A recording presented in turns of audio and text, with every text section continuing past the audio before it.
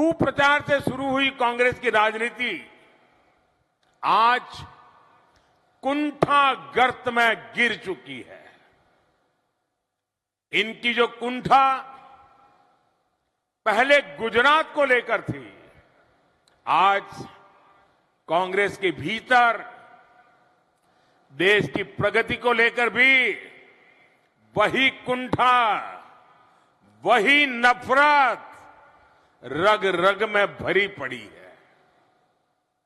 आज दुनिया में भारत का कद भी बढ़ा है, भारत का सम्मान भी बढ़ रहा है।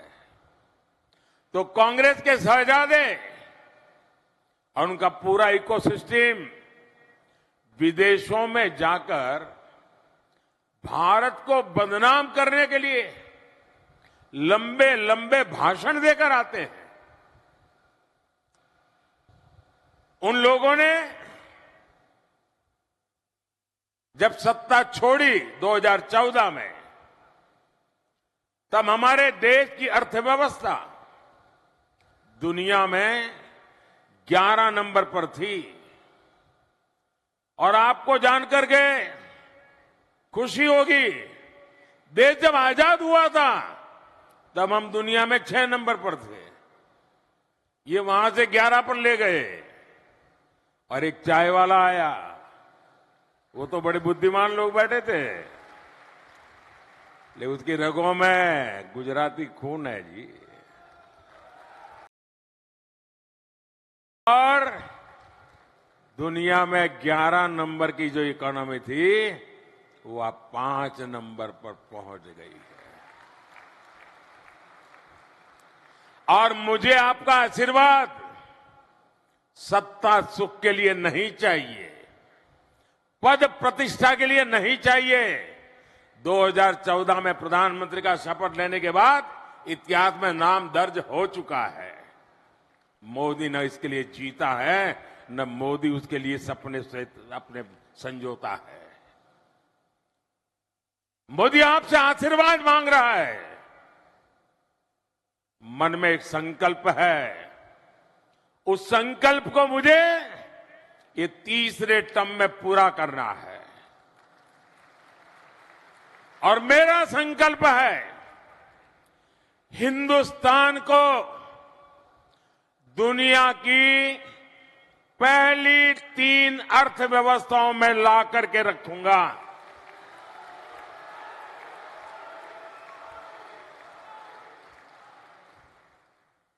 और आप कल्पना कर सकते हैं, जब विश्व में तीसरे नंबर की अर्थव्यवस्था हिंदुस्तान बनता है, तो दुनिया के लिए भारत का नजरिया कितना बदलेगा।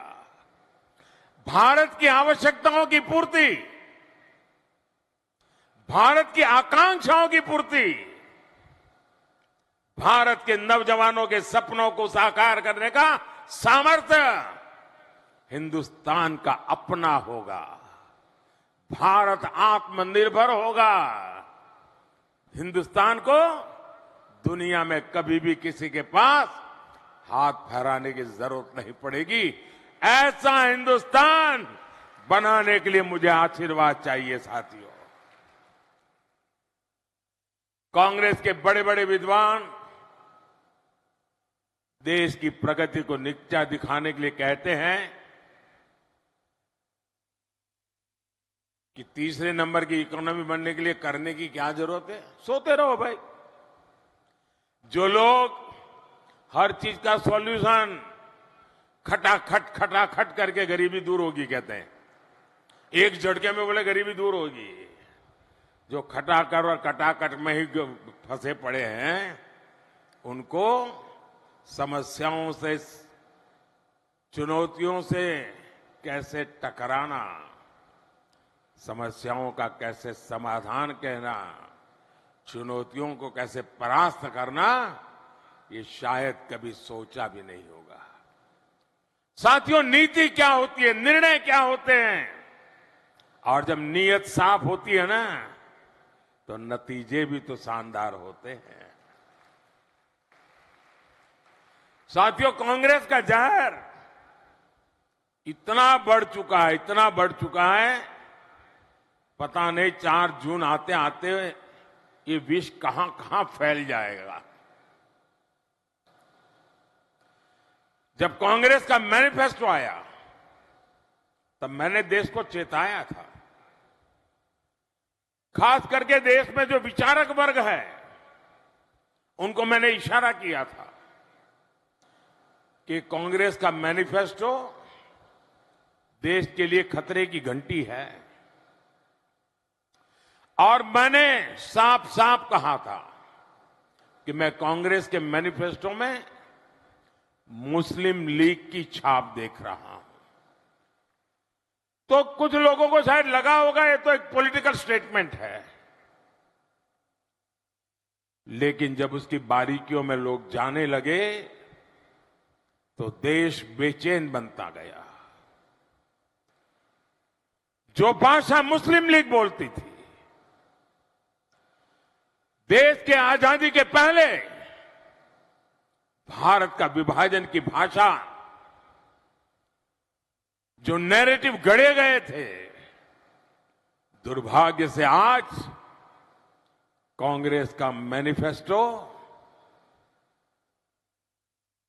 उन्हीं बातों को लेकर के आज देश के वासियों से वोट मांग रहे हैं।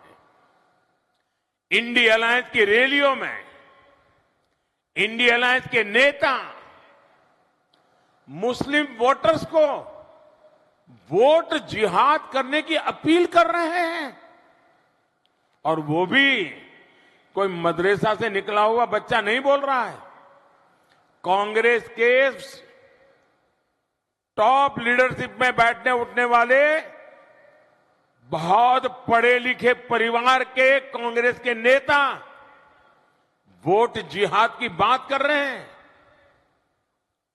और कांग्रेस का और वोट जिहाद का क्या रिश्ता कहलाता है, ये आपको कांग्रेस के इतिहास से पता चलेगा।